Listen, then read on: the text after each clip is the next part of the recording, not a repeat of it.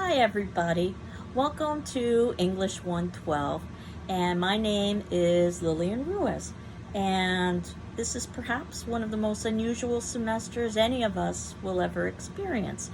But I thank you so much for being here. What I wanted to do today was to tell you a little bit about myself, about the way the class is structured, about some of the changes that I'm considering making because of this new reality that we are meeting online rather than in person. And I must say, if this feels a little bit odd to you, it feels a little bit odd to me too. Normally, my English 112 classes, we meet in person. So that said, I'm grateful though to have the opportunity that we can meet at all with some of the challenges that are going on in our society right now. And what you should be able to see at the top of our Moodle site is a section that is entitled Course Syllabi and Other Important Documents, where I have attached the syllabus and the course outline that I would normally distribute to you in class. If you're having difficulty opening that particular attachment, I've also included the text of what those attachments contain in the body of that particular section.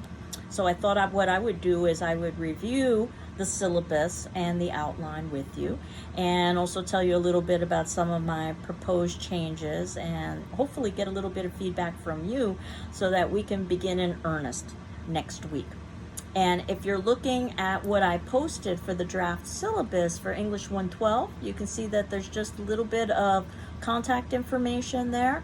Normally I teach two sections of this class on Tuesdays and Thursdays, one at 10 o'clock and one at 12 o'clock.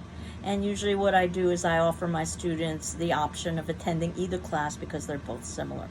In the online format, both of these classes will be combined together in one Moodle shell. So I'll just assume that it's the 10 o'clock class. All of us are in together. And you can see that my name is there, as well as my phone number and my email address, with no first initial, by the way. And that gives you an idea of how long I've been at GCC, in that when I started, we didn't have email. So when we were first given our email addresses, we were given our email addresses with our surname and no first initial. So that gives you an idea of how long somebody's been at the institution. So you should be able to tell that. And then I've listed the textbooks required for the class. The Bedford Introduction to Literature, and also a play entitled A Raisin in the Sun. And you can access these texts through the GCC bookstore, but you can also buy them in other areas as well. You don't necessarily have to use the edition that I've assigned. And I know that you can go online and probably find earlier editions at much more affordable prices. Feel free to do that. Your page numbers will be different, but ultimately it's about the content. And many of the texts that we're reading are text that you could find online. So what I'm going to be doing over the course of the semester is including links when something is available online, or when I find that something is available online, so that you can access it that way as well. Though I'm a firm believer in using paper rather than just reading online, because I think it encourages annotation and note-taking in a way that you can't do online. The same with Raisin in the Sun, lots of editions that are out there. Initially, it had been included in our textbook, and then in one of the later editions, it was removed. And I just thought it was such a good play that I wanted to continue using it, even though it wasn't included in our textbook. And in fact, occasionally there are readings that are listed as handout when we get to the poetry section. There's a poetry section. And what that means is that I will be providing those readings to you because they do not appear in the most recent version of the text.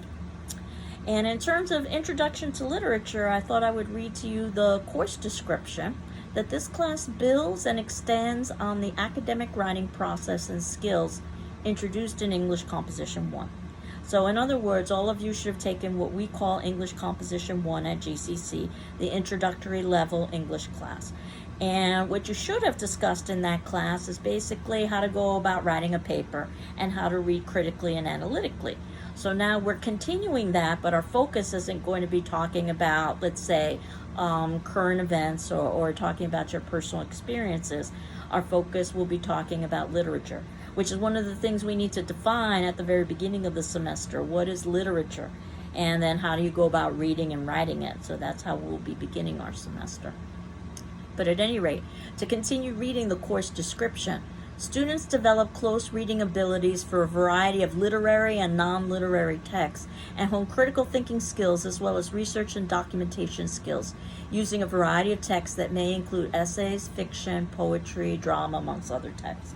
And the way that I have the class organized, we have 3 units. Our first unit is short story, so we'll be talking about fiction and what short story is, and then we'll read representative short stories.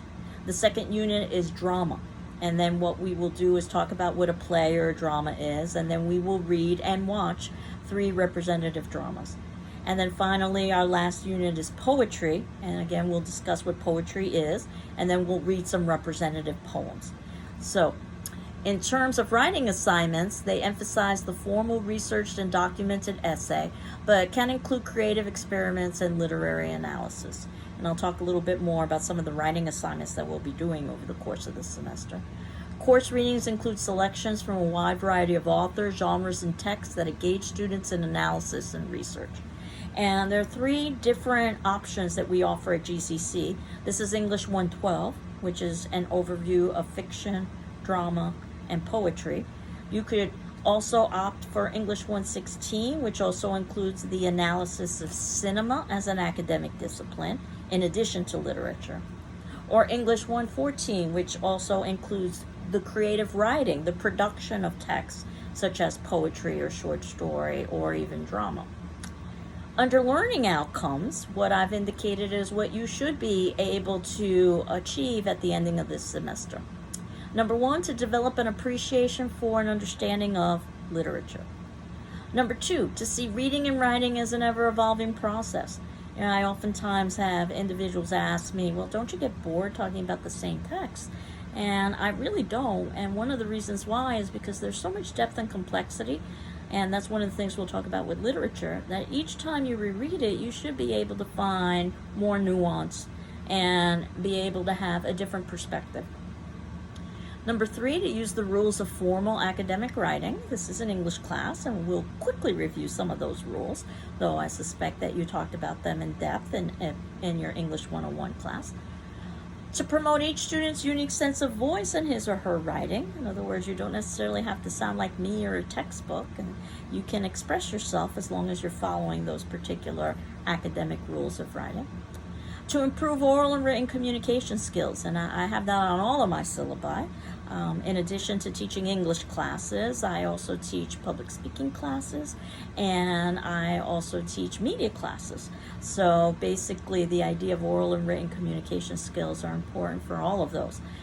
And to effectively utilize word processing, email, search engines, and the internet in the study of literature. And I guess the key is effectively here, especially now that we've moved to this online format, is how to use things online, or how to use resources online efficiently and effectively. So the procedures, that's where we're going to have to make probably some changes because we aren't meeting in person. The procedures would normally be class discussion and some mini lectures. So in terms of class discussion, what my thinking is that what I can do, well, actually, I'll begin with the mini lectures. My thinking is what I can do is what I'm doing right now, is that I can post a video of myself with some of the content that I would normally describe and discuss in class. And since we would normally meet on Tuesdays and Thursday mornings, then you can predict that you would have a new video on Tuesday and Thursday by 10 o'clock for each of those dates. And then in terms of the class discussion, what I was thinking is I would have a class discussion forum, and that would be, I would post an attendance question for the day, and if you answer that attendance question, then you've participated in that particular class, so to speak.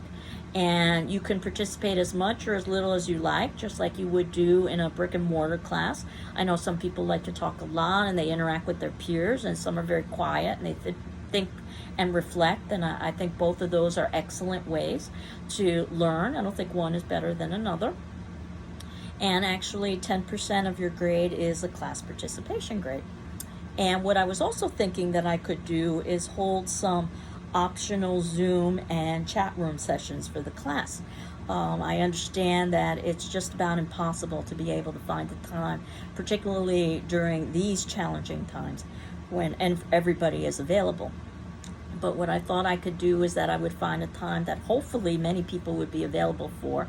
And weekly, what I would do is hold a Zoom session, and also weekly I would hold a chat room session, completely voluntary, that you could participate in or just sit in on. So if you had any questions or concerns, you could ask me or interact with your peers. And I see this as kind of a continuation of your participation grade, where you can interact as much or as little as you'd like, much like you would do in a classroom. So if we were to proceed in this fashion, in that I would present content to you via video, and I would also provide the notes, much like I've provided in today's and all of the others classes that I'll be posting. And then you can interact twice a week with an attendance question, the class discussion forum. And then you can make a decision as to whether or not you wanted to participate in any Zoom sessions or any chat room sessions. Or of course, you can always make an appointment with me. The only thing that would be left is the submission of the actual writing assignments, which we should be able to do fairly easily online. So, in terms of the course requirements on the syllabus, you can see you're expected to complete all writing and reading assignments by the due date. 2 out-of-class papers will be assigned. So basically, what we would have done in person, and what I intend to do online as well, is have 2 formal papers due, one approximately midway through the semester, and that would be on short story. So by that particular point, we would have finished our short story unit, and I'm anticipating something like a 4 or 5 page paper in response to one or a couple of the short stories. And I'll give some sample questions, but you're free to create your own question as well, as long as you have it approved by me.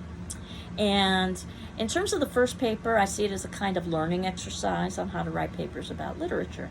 So I will collect those papers. You can send them to me via email, and I will evaluate them, get them back to you with the letter grade. And then at that particular point, if you're happy with your grade, you're done. But you all have the option of rewriting your paper for a higher grade, if you so would like to do so. And you've got up until the ending of the semester to do that. So your second paper would be very similar to the first paper. Again, approximately 4 to 5 pages. Both of these papers are critical papers. In other words, they're not research papers. You don't need to be doing any outside research. That said, I want to try to be as flexible as I possibly can, especially now, so that if you've got your heart set on a research paper, certainly that's something that we can discuss. But a research paper is more than just putting together what other people have said about a text. You still have to contribute your own thoughts and observations. But at any rate, that second paper would be due at the ending of the semester. This would be after we're done with our second unit about drama. And that's what your second paper would be about, drama. And again, you would probably write on one of the dramas that we're reading about. And I'll give you some sample suggestions as well, but you can come up with your own. So, what that leaves us with is the poetry section, which we will be spending the ending of the semester discussing, but there wouldn't be time to write a paper about poetry.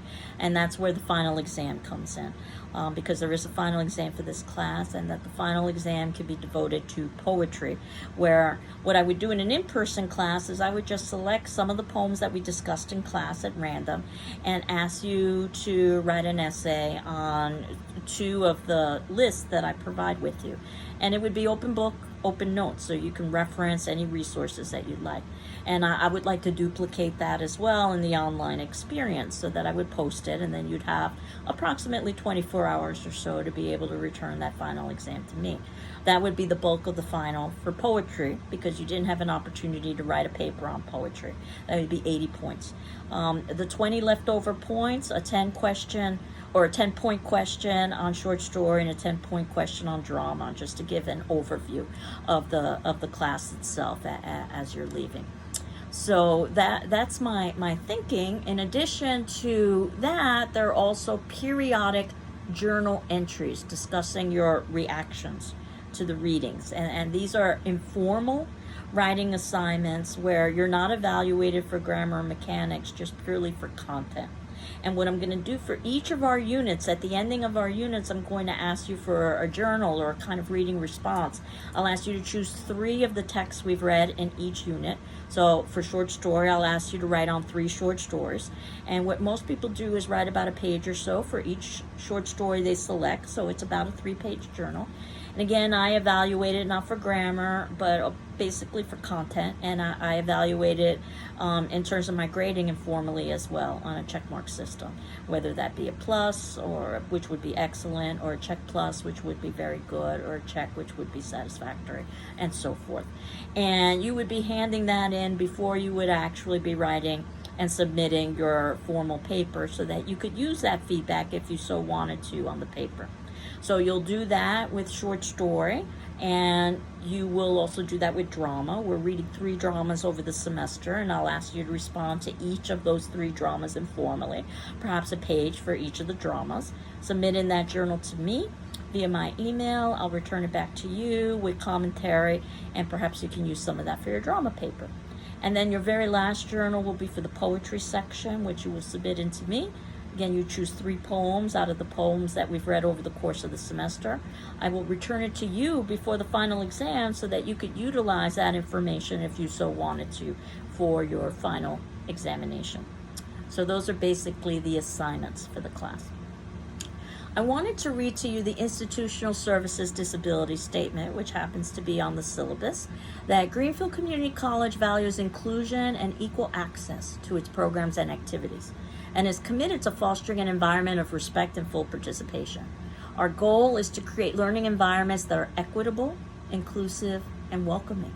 And if there are aspects of the instruction or design of this course that result in barriers to your inclusion or accurate assessment or achievement, please notify the instructor as soon as possible.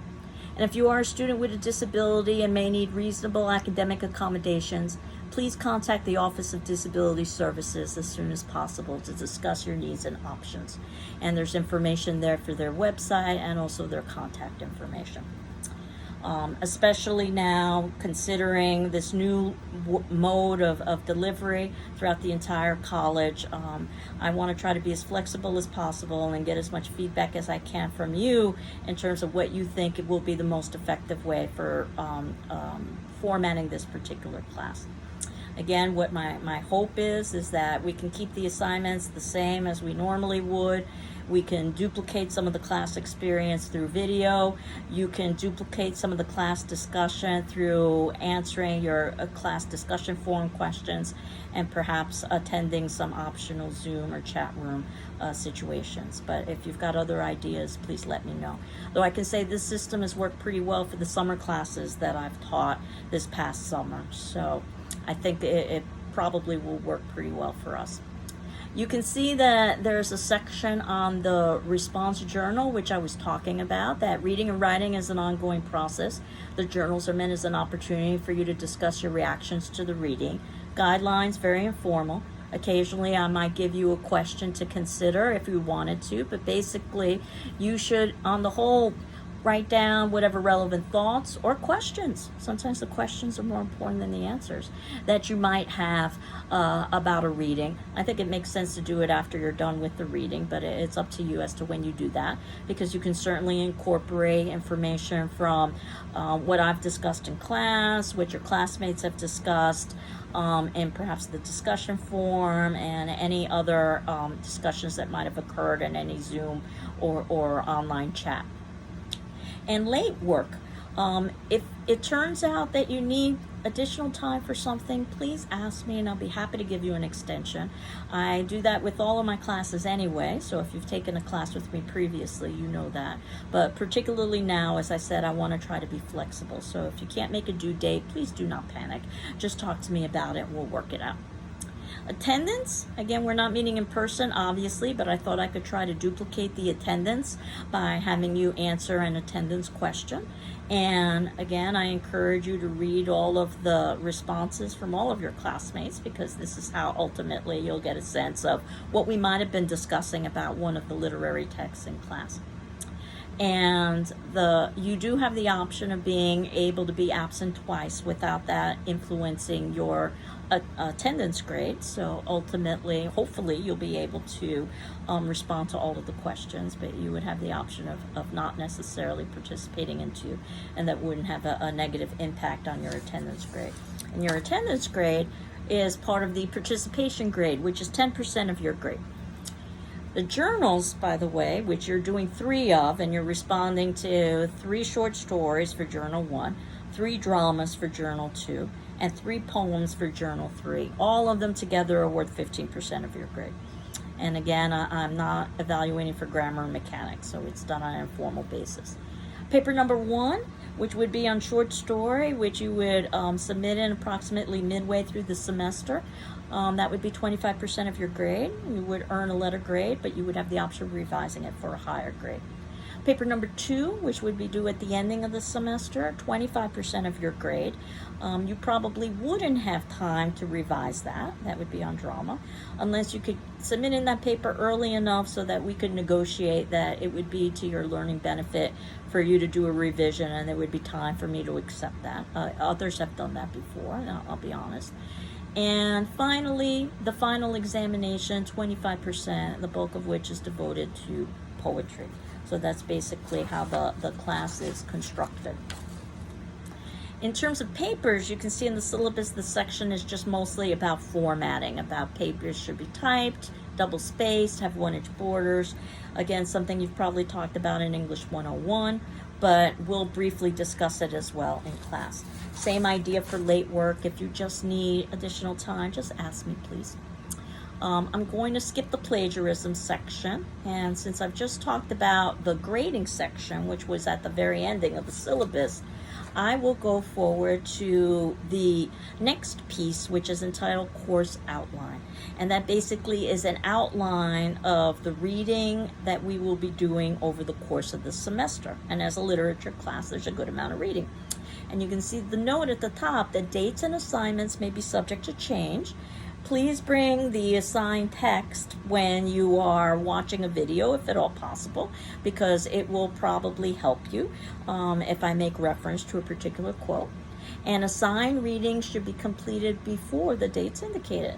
So you can see that today, September 3rd, is devoted purely to introduction, because I knew that what I wanted to do was just to give you an overview of the class itself, and to also try to get some feedback from you about how you think you wanted the class structure.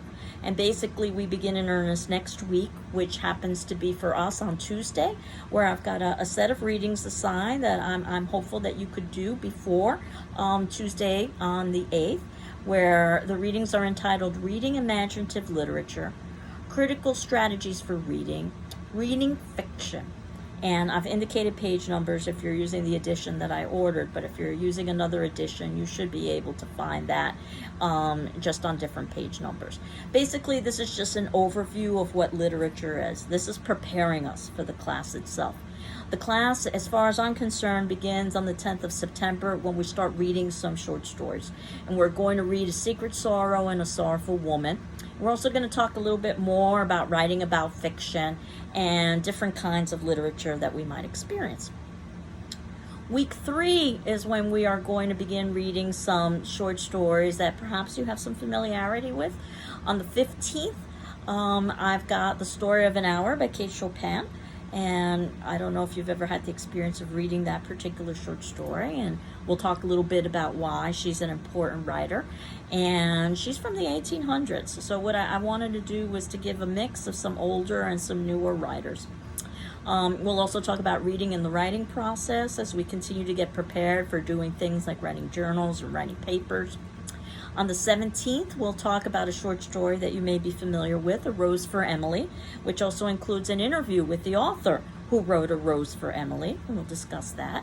And I wanted to talk briefly about the glossary of literary terms on that date, just to let you know that there is a glossary in your text as we are talking about literary terms over the course of the semester. On the 22nd, we continue reading short stories, Young Goodman Brown, Soldier's Home, and Battle Royal. Young Goodman Brown by Nathaniel Hawthorne, that's from the 1800s.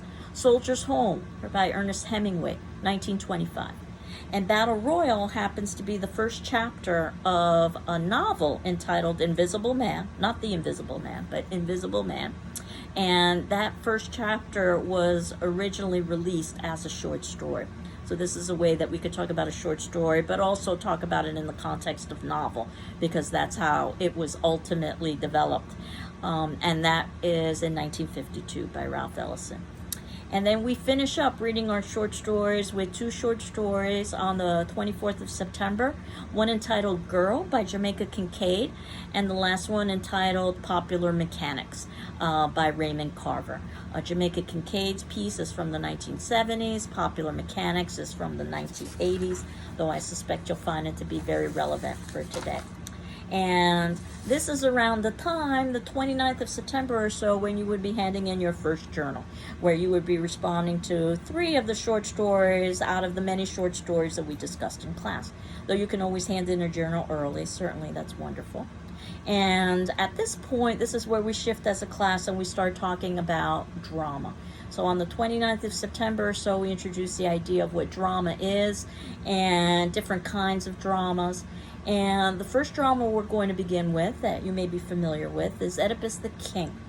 And that drama was written in 430 BC, and it's a very famous Greek drama. We'll talk about why it's so famous. And we're not reading it in the original Greek, we're reading a translation, which comes with its challenges when you're reading a translation, so we'll talk about that. So basically, we'll talk a little bit about the author, Sophocles, and then we've got several classes devoted to Oedipus the King, because dramas are longer dramas dramas are longer pieces of literature than short stories, obviously. And I also wanted to talk about a performance and have you view a performance as well. So while I've got approximately 3 or so classes devoted to Oedipus the King, the first class is being scheduled for the 6th of October. It would be lovely if you could have the drama read in its entirety by the 6th. I know that may not necessarily be possible. You may need to read it over the course of the 8th and the 13th of October, which is when we're discussing it as well. And then mid-October or so, October 15th to be exact, is when we start talking about our second author, and that's Shakespeare. And the Shakespearean play we are going to be reading is A Midsummer Night's Dream. It may be a play that you are already familiar with. Perhaps you've seen a production, or perhaps you've even participated in a production, or perhaps you've read it. This is also around the time when we're talking about Shakespeare that your first paper would be due on short story, around the 20th of October. But certainly you can hand in early papers as well, and I encourage you to do that. But by the 20th of October or so, I would think you should have a paper in. So you can see we've got several classes devoted to A Midsummer Night's Dream, again, so that we can talk about it and watch a performance. Advising Day happens to fall in the middle of that, the 27th, so that we wouldn't be having a class on that particular date. Instead, you would be registering for the next semester. And then around the 5th of November or so is when we transfer over to our last drama of the 3 dramas in our drama section. That happens to be Raisin in the Sun. That's a much more contemporary piece from the late 1950s to the 1960s, as compared to Shakespeare, which would be the late 1500s, and of course something like Oedipus the King, which would be in 430 BC. And again, several classes devoted to Raisin in the Sun so that we can talk about it, we can see a performance and so forth.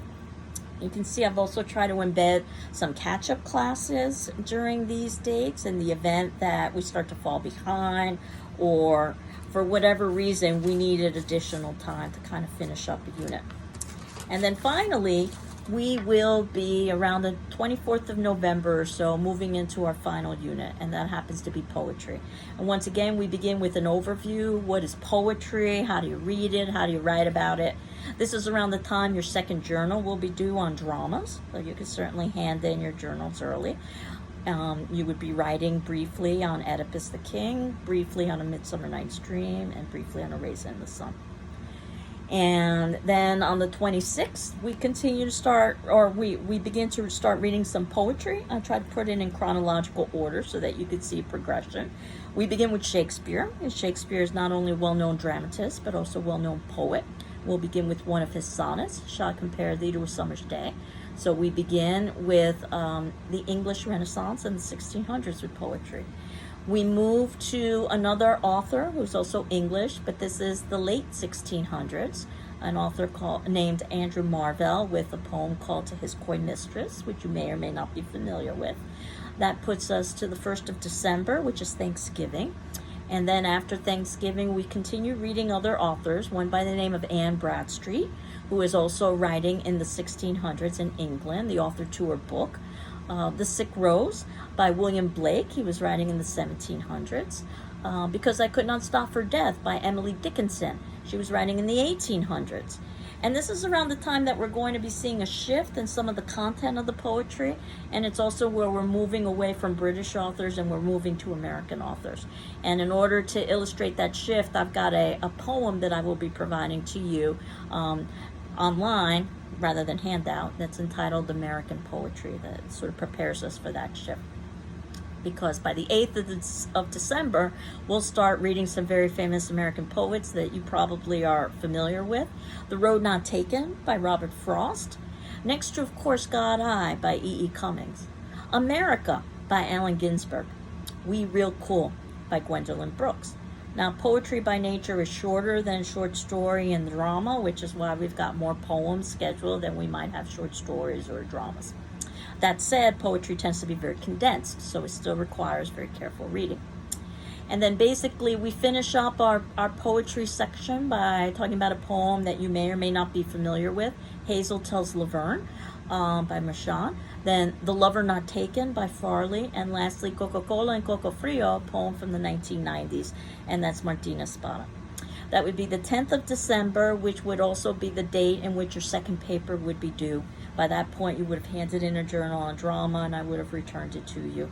So certainly you can hand in early papers. You can see if you hand in a paper on the 10th of December, there's not much likelihood that a revision would be possible.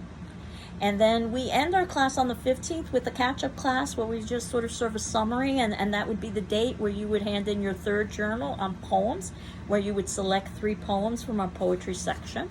And then I would be able to return that to you before your particular final. And you can see that the finals were scheduled for 2 days. Tuesday the 22nd, if you were in my 10 o'clock section. Thursday the 17th, if you were in my 12 o'clock section. I'm thinking maybe what we should do is cut the difference someplace in there if we've got 2 classes that are being merged into one. But we can talk about that a little bit more when we get closer to the final examination. So that basically is an overview of the class. Your attendance question for today, if we were meeting in person, I would have us all introduce ourselves. And obviously we can't necessarily do that in person, but we can do that online. So in our class discussion form, again in that section where you've got the materials for the syllabus and so forth, your question is going to be to briefly introduce yourself to the class. And feel free to upload pictures or videos, but not required at all. And that would be due 24 hours from Wednesday, September 2nd, let's say at 10 a.m., since we're assuming that both of these classes have merged into the 10 a.m. class. Again, if you need additional time, let me know. We could certainly negotiate in that way. And again, if you had any suggestions or ideas or comments about the structure of the class, please email me, Ruiz, R-U-I-Z, at gcc.mass.edu.